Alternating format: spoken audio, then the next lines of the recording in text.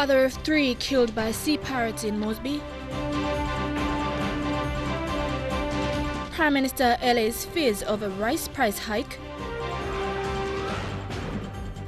And 2016 coffee cupping competition underway. This is National EMTV News with Helen Sayer. Good evening and thank you for joining me with Tuesday's news.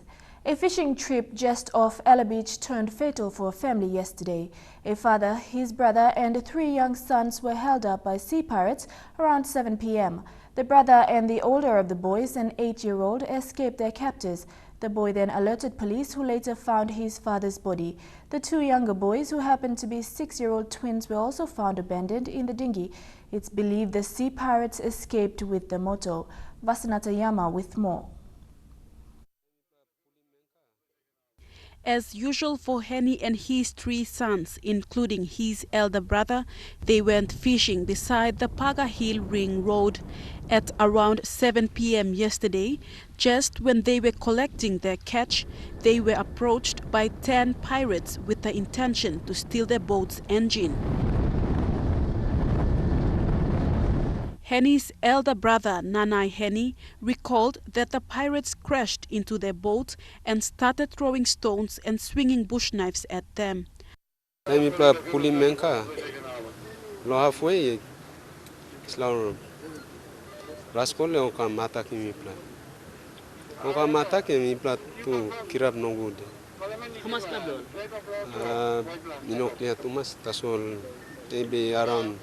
Approximately 10.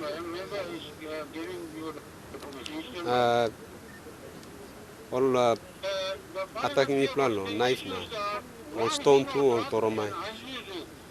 Time all come me plan looking. Me talking brother, I'm skipper. Me talking speeding motor. Turango I'm speeding motor. Loape more looking me plus speeding motor. Walking more open fire. Loape me plus sirango inside lo dingi. Loape maniamas. Karangen putting speed go down. Senten to itla kirap sanapem. Senten to dingi kamanta blo. Dingi blo mi plan. After the attack, they were taken further out to sea. Both Nanai and the deceased jumped off the boat, leaving the 3 children alone with the pirates. The 8-year-old later jumped off the boat. Nanai swam back towards the Port Moresby harbour, while the 8-year-old swam for about 2 kilometers to Ella Beach and bravely reported the matter to the police. Police responded but watched helplessly in the vehicle as the pirates escaped. The elder son, who is 9 years old, he was able to swim about 1 kilometer or so from the fishing area, and he came all the way this way up to the road, and some people saw him. He was small in size, so he was able to communicate with them, so they took him up to the police station, and from the police station he told them of the incident, and then the uncle came as well. 12 boats were involved in the search of the body since last night. The body was retrieved at 2:30 this afternoon and was taken by police forensics unit. It is becoming a norm for Port Moresby, where every after 2 weeks there's been reports of sea piracy. This calls for the need for Port Moresby, including other maritime provinces, to have police boats. Vasanata Yama, National EMTV News. The Waigani National Court will hand down a verdict next month on a police officer who allegedly shot and killed a 12-year-old girl in Port Moresby. Defendant Jeffrey Sikiot was accused to have discharged the firearm that killed the deceased and injured the mother. Submissions on his verdict were presented by his lawyer Greg Shepherd before Justice George Manuhu. The submissions in court this morning centered around the type of firearm that was used to injure and kill the 12-year-old deceased. The defense submitted that there were 3 bullet wounds found on the deceased. According to medical reports, the 3 bullet wounds came from a 9mm ammunition. Now, the defendant was accused to have in his possession a firearm that is capable of discharging a 5.6mm ammunition. The defendant, Jeffrey Sikiot, was charged for willful murder following the death of a 12-year-old girl in Port Moresby.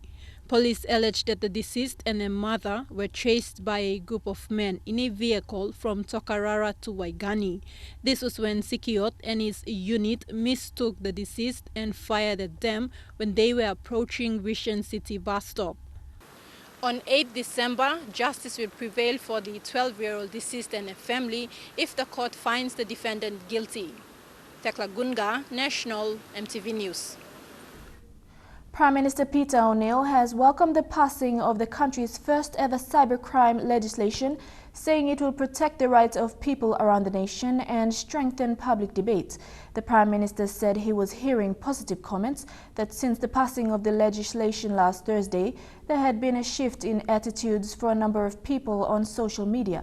While applauding the internet and social media for connecting people across the country, the Prime Minister also said the internet must be a place where human rights are respected and cowards cannot misuse technology to hurt people and incite violence. He said it was time for people using fake social media names to use their real names and stand behind their views on public issues. Prime Minister Peter ONeill today brushed aside rumors of the 40% price increase of rice in the domestic market. He told Parliament despite an increase in volumes of imported rice, control measures are in place for Papua New Guineans to afford the retail price. The Prime Minister made this statement following questions raised by Northern Governor Gary Juffa over rumors of a new developer partnering the government to produce rice. The Northern Governor raised concerns over allegations of a new rice producing company in the country. Governor Juffa questioned why the government intends to bring another player into the country and its effect on local farmers. Where does that leave our local farmers and Papua New Guineans who may wish to venture into the rice industry? The concerns by the Northern Governor come following recent agreements between provincial governments like Northern, West New Britain and Moresby, who have partnered with Truka Industries to farm rice. There is also information from reliable sources that the cost of rice will be increased by 40% if this monopoly is granted to this foreign-owned company. Responding on behalf of the Agriculture Minister, Prime Minister Peter ONeill said the government will not allow any monopoly in the rice industry. Mr. Speaker, I have always stated very clearly that it must be a competitive process. It is not trying to create monopoly for any company or any person. And our desire is to grow rice and be self-sufficient and have food security for our country. The Prime Minister also made it clear that the price of rice in the domestic market will not increase as assumed last week. I assure this Honourable House that the price of rice is price control, and of course the price controller will set those prices, and I don't expect it to go up to 40%, Mr. Speaker. Rice will continue to be imported by the various importers today, and we will continue to, of course, manage that very, very closely. It is a price control item. Papua New Guinea spends about 700 million kina a year to import rice for consumption. Jack Lapave Jr., National EMTV News. Questions were also directed at Higher Education Minister Francis Marus concerning the safety of university students returning to class in September. The minister gave his assurance that student safety was of paramount importance to the department and that it was working towards maintaining peace resumption. Milne Bay Governor Titus Philemon raised this concern during question without notice session in Parliament. Can the minister guarantee the safety of the students returning back to the universities?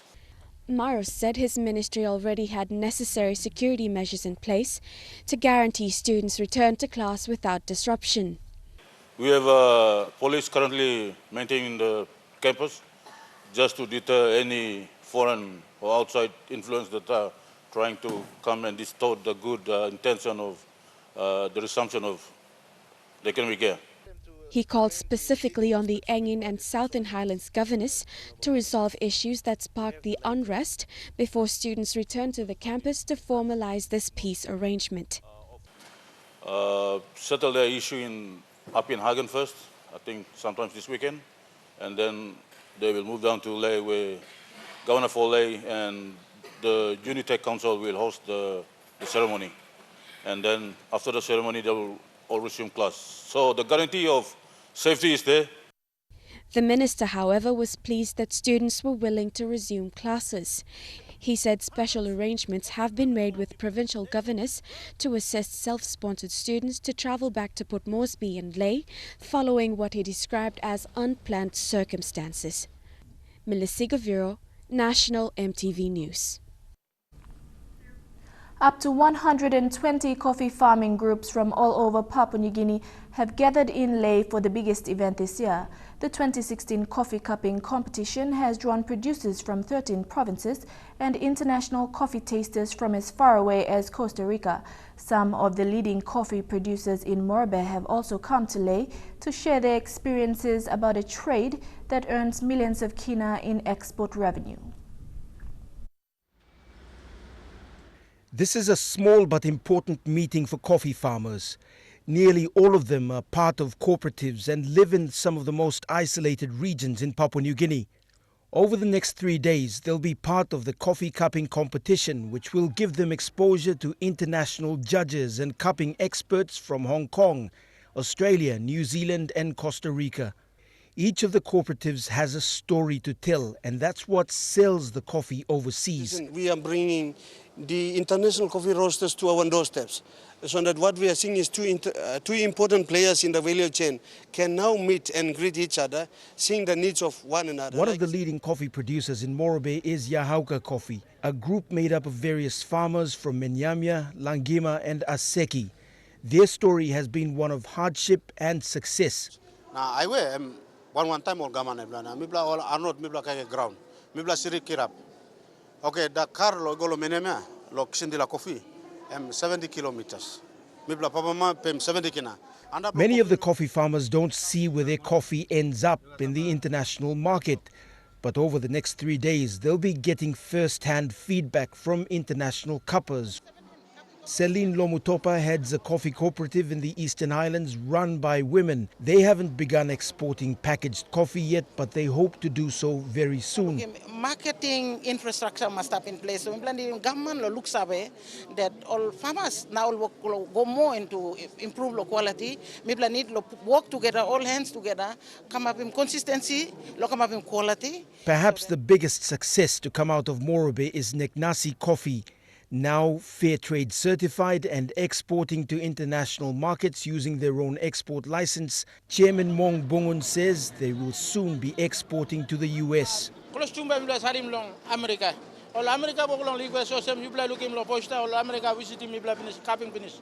With a very active coffee governing body in Papua New Guinea, cooperative revenues have doubled, in some cases tripled. In the case of Neknasi, which started initially with just 1,300 kina for a training workshop, their annual revenue now grosses at an estimated 1.2 million kina. Scott Waide, National EMTV News, Ley. Among stories after the break, Delhi Waigeno's visit to the Sepik Plains and reviving cultural values of the house tamboran. Stay with us.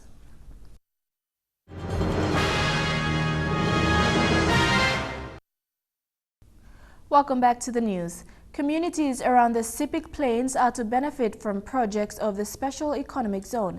The Sepik Chicken Grain and Cocoa Innovative Project is just one such project under the Special Economic Zone. The project is expected to create an initial 30,000 jobs for locals. On Sunday, communities from around the Sepik Plains in the East Yanguru LLG and other surrounding LLGs arrived in truckloads to the project site. They witnessed the groundbreaking ceremony for the infrastructure work to begin in the next few weeks. This work is expected to be finished by June next year.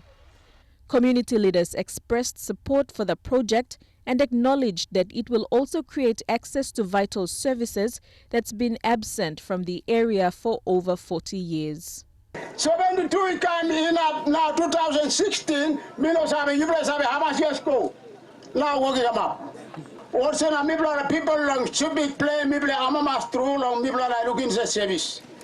The SIPIC Chicken, Grain and Cocoa Innovative Project is an integrated agriculture project with the state and the Innovative Agro Industries Limited of the LR Group of Israel.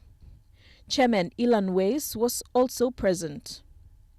Member for Yanguru Sausia and Minister for Trade, Commerce and Industry Richard Maru told the gathering that the project will see the establishment of chicken production, a commercial cocoa plantation and grain production.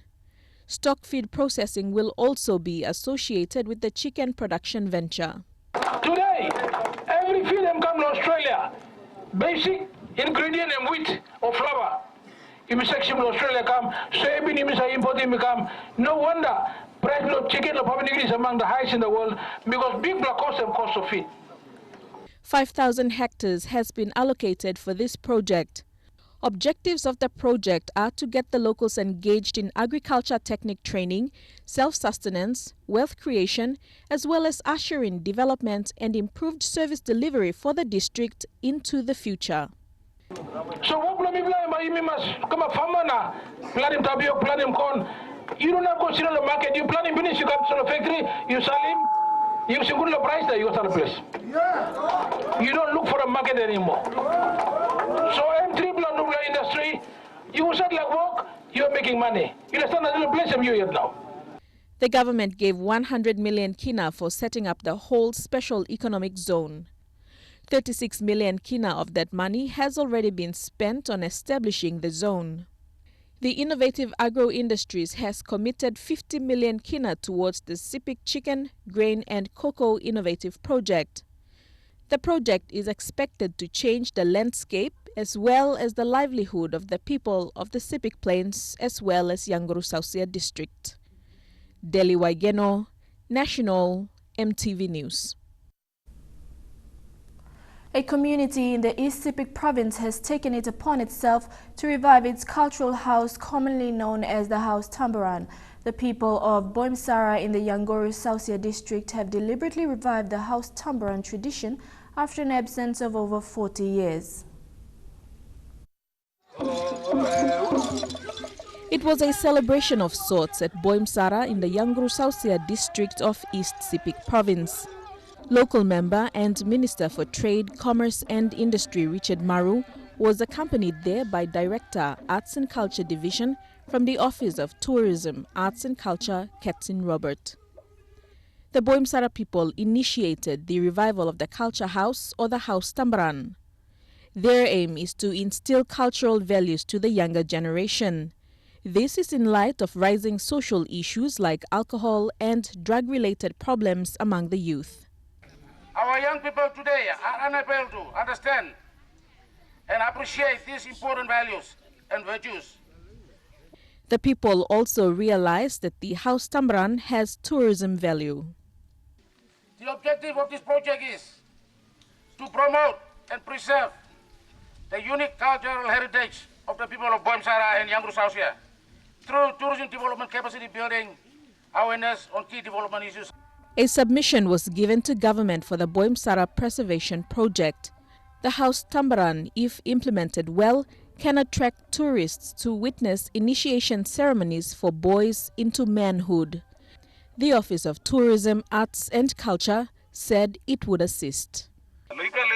Tourism bigla something strat potential stop na mipla mas stratos you could take initiative you could go past community bla local pim something because time community it take initiative and we go pass and we plug ownership na kan something ya emba ron good so mipla wag lang plan supportive la tasol.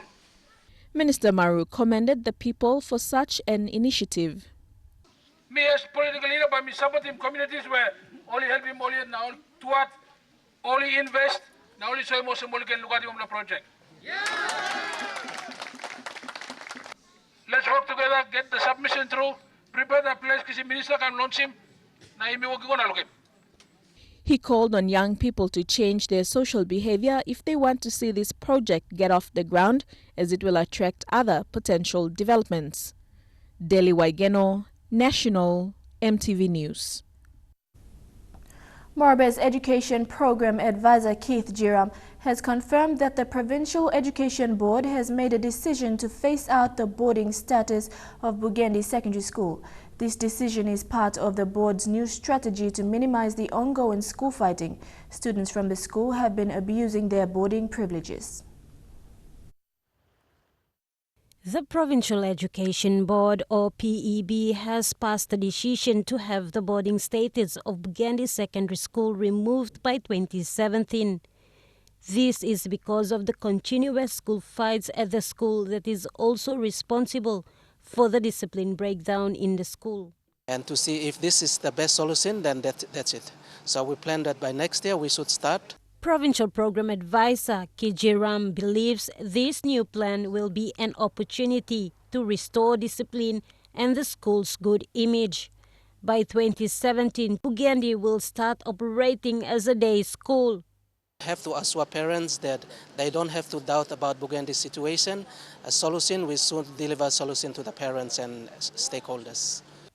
The same strategy will also be applied to other schools who are also facing the same problem.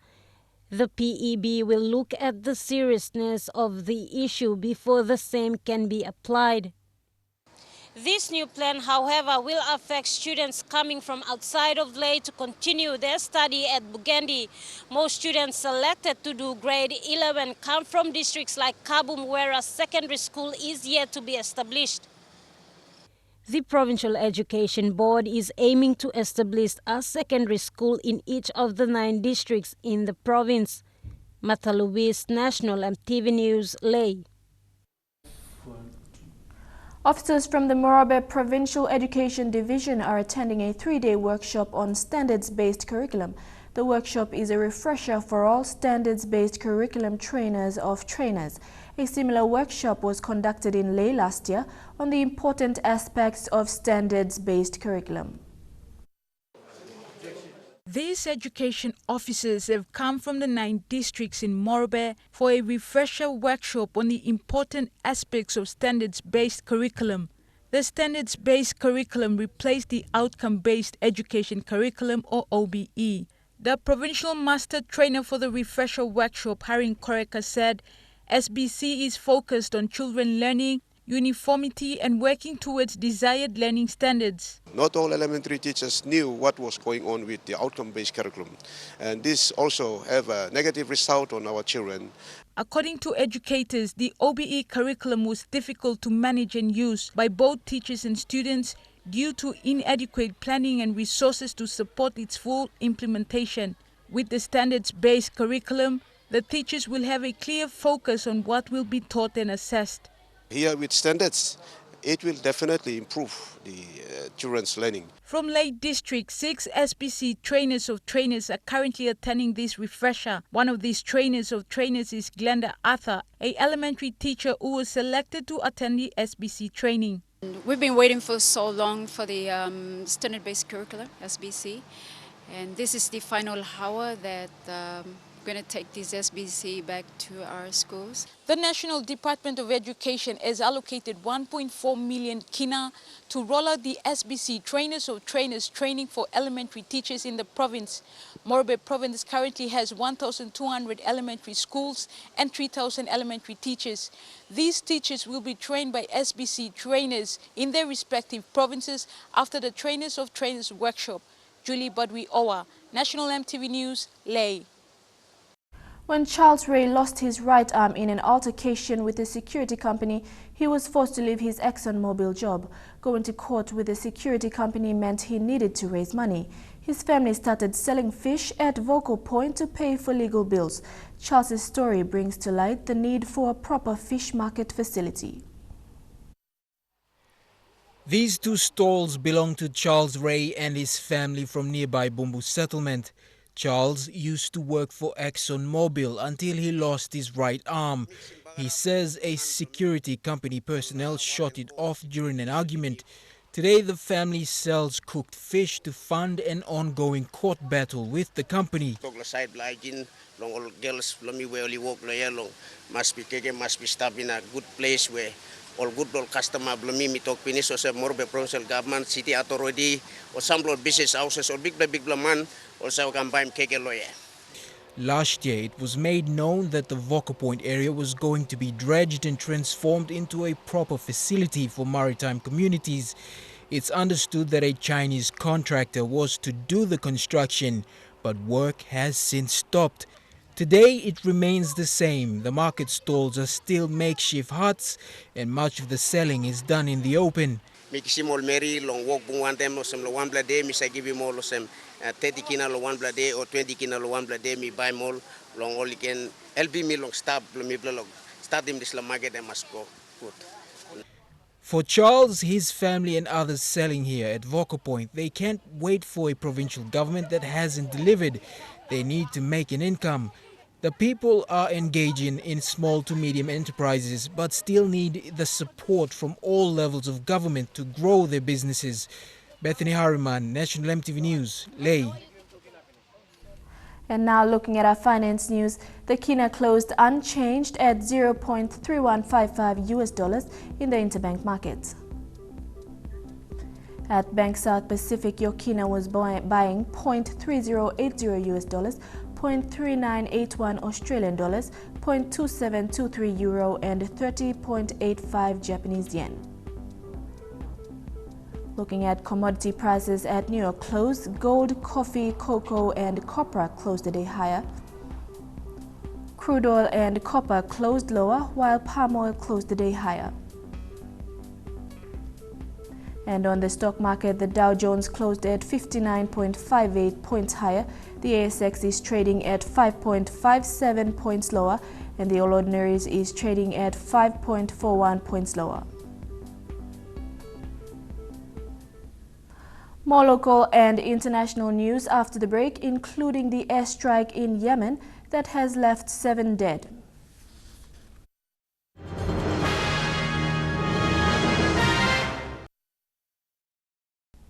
Welcome back to the news. The final draft of the new proposed Garahu Hospital has been completed by the contractor. This new hospital will be part of NCD Health Services, intended to alleviate the current overcrowding in sub-health facilities in the city. The final draft was handed to Health Minister Michael Malberg yesterday.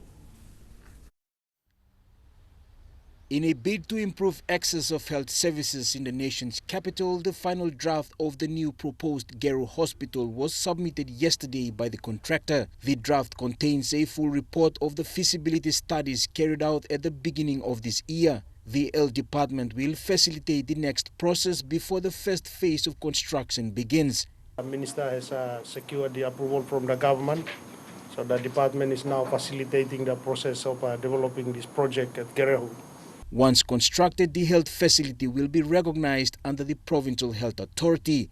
The construction of Garahu Hospital also paves way for other hospitals in the country planned for development by the national government. This is on top of another hospital that will come for Central Province. That's already in due process for Central.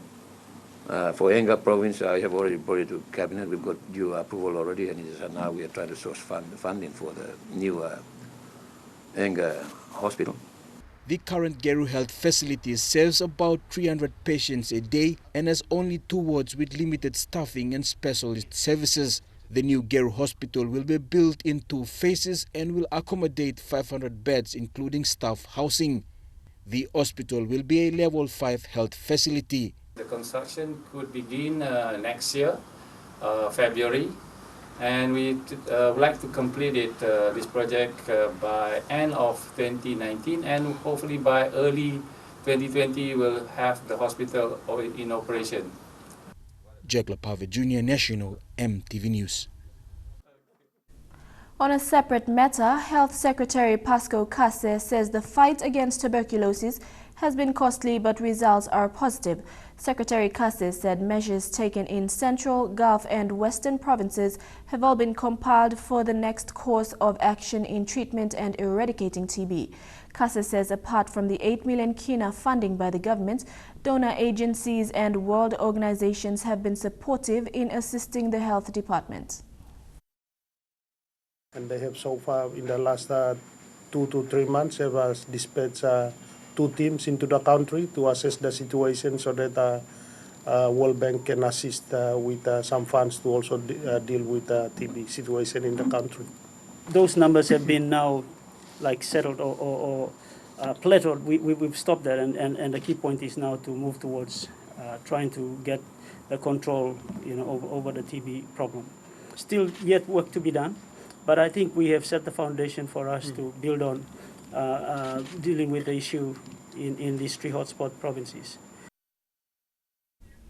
Head of National Fraud and Anti-Corruption Directorate Matthew Demaru and his deputy Timothy Gitua can be represented by private lawyers. This follows a 3-man Supreme Court decision handed down by Justice Ambeng Kandakasi, Justice Stephen Casman and Justice Derek Hatchon. Earlier in the year, Prime Minister ONeill and Justice Attorney General Ano Pala's lawyer filed a proceeding to stop private lawyers from representing Demaru and Gitua in the case against the Prime Minister and the Police Commissioner. It was argued that because Demaru and Gitua were acting as individuals against the PM and Police Commissioner, they failed to sought permission from the Attorney General for private lawyers. However, this morning the court ordered that Demaru and Gitua can be represented by private lawyers because they were acting on the state's interest.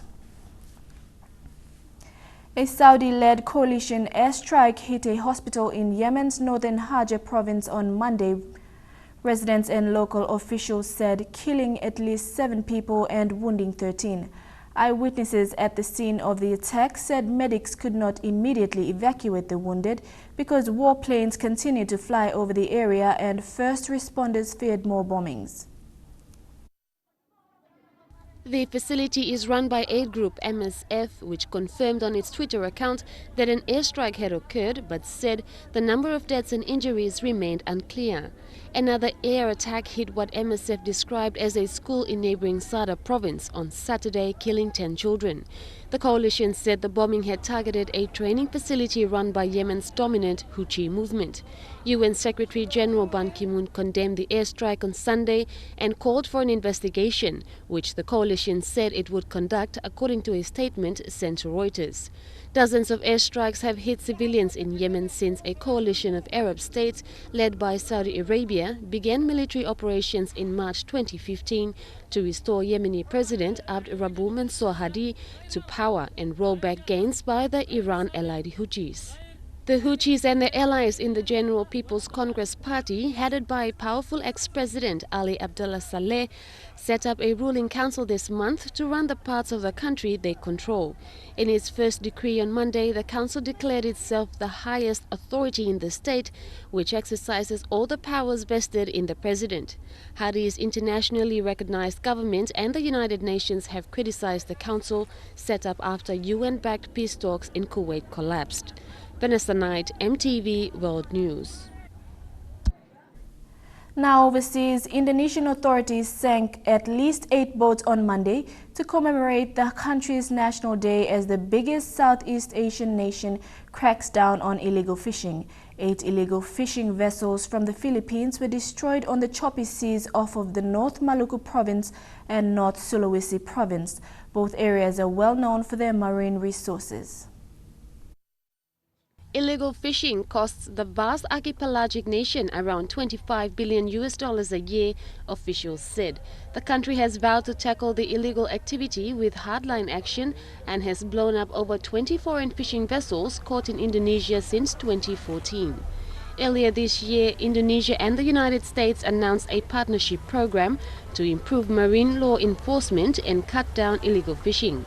In 2016, there have already been a number of clashes between Indonesian naval vessels and Chinese fishing boats in the Natuna Islands. The operation, which is being carried out across the country, is expected to destroy 71 vessels by tomorrow, when Indonesia celebrates its 71st Independence Day. Instead of blowing up the boats, the authorities sunk the vessels by making holes in them.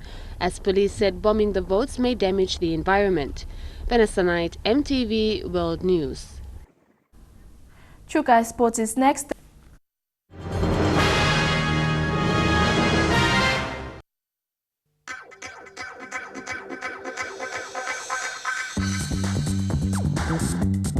Chukai Sports.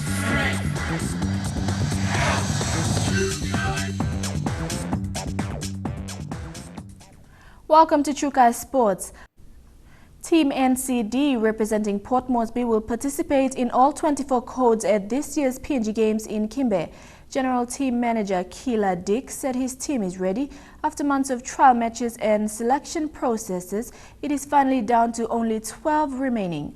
Godwin Eki reports.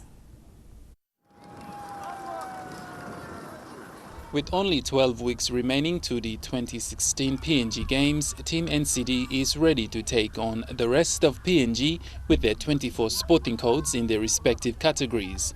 Individual teams representing NCD are currently in training with their coaches, while all team managers are going through negotiations with general team managers and other significant bodies doing all the groundwork in both Port Moresby and Kimbe in making sure all areas are covered for the final contingent of Team NCD. Off camera over the weekend, NCD team manager Kila Dick said officials and representatives from Team NCD were sent to Kimbe to organize and secure accommodation and logistics for the team. We've got to work backwards in terms of performance. Performance must speak for itself in winning medals, and those athletes and in individual sports and those team sports that won gold, silver and medal respectively, I've advised all our coaches and managers to make sure that those players are given and athletes are given the fairness of being selected again because of their performance in those medal winning combinations so far as teams are concerned, and therefore I've allowed that arrangements to happen.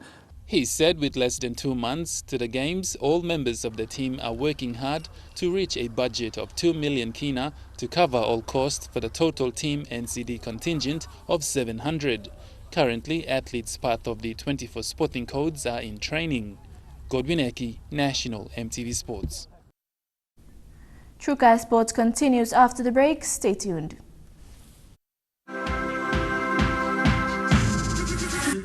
Chukai Sports. Welcome back. This year's Men's National Snooker Championship will kick off on the 7th of September with the minor titles and ends on the 11th. Nominations have opened with 40 players expected to take part in the championships. The concept of playing the minor titles, then the major titles, was introduced several years ago due to the increased number of players. The major titles of the Men's National Championship will start on the 14th of September with the winner of the minor titles granted an automatic entry. Dijong Fong is the Men's National 8-time champion who will be looking to defend his title. He will be expecting tough competition from last year's runner-up Marcus Ning, who went on to win the Men's Open last year. The finals of the major titles will be held on the 18th of September. PNG BSA President John Chen explained the fees charged for players interested to join. Fees are 200 kina for the minor title and 250 kina for the major title. If fees are paid on or before the deadline, 50 kina will be refunded. Closing date for the minor title is Thursday, September the 1st, while the major title registration closed on Monday, September the 12th. Bank South Pacific has supported the men's national snooker titles for 14 consecutive years. BSP NCD manager Stanard Y says the bank's sponsorship has helped in the growth of the sport in the country. It's been 14 exciting years since BSP has shown its support for the PNG BSA. BSP sponsorship over the years has seen a growth in the game of snooker in the country. Through this partnership, we have also seen increase in recognition and participation of all levels throughout the country. BSP presented a check of 20,000 kina to President John Chan. Elijah Levet, National EMTV Sports. Leading Australian sports administration company Terry Dillon Solutions, or TDS, proved a hit with local participants over the weekend. Directors Terry Dillon and Chris Connolly were on a 3-day mission to share their insights on sport administration, coaching and media, and marketing opportunities. The participants were taught to manage sporting clubs in their various communities and keep it up and running, and to share the load to every community member. Dillon made it clear that one member of the club must not do more than one responsibility. He further went on to say most clubs don't succeed in getting revenue or help from the community because they do not know how to ask. The 3-day course taught participants that making a team successful is everyone's business and not only one and two. Dillon said that when other members of the community see how hard one person works to lift the profile of the club, they shy away from assigned duties because they don't want to work too hard. He was anxious when he discovered that local clubs in Papua New Guinea are not run like small businesses and instead survive on one-off corporate sponsorships year in, year out. Dillon made an important comment on the community sports clubs. He says it must be run like a business because how will the club survive if it cannot make funds for itself? Shane Saroya, National EMTV Sports. And that ends True Kai Sports. The weather details when we come back. Kai Sports.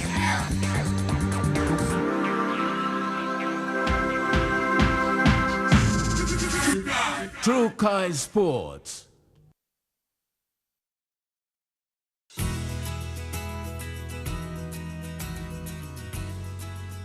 Weather forecast for tonight and tomorrow in the southern region: evening and morning showers in Port Moresby, brief showers in Daru, a shower or two in Kerma and Alatau, and mostly fine in Popondetta.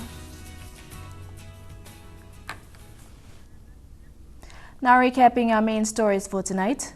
Father of 3 killed by sea pirates in Moresby, Prime Minister allays fears of a rice price hike, and 2016 coffee cupping competition underway. And that's the news, sports and weather for tonight. On behalf of the entire news team, I'm Helen Sayre. Pleasant viewing. Good night.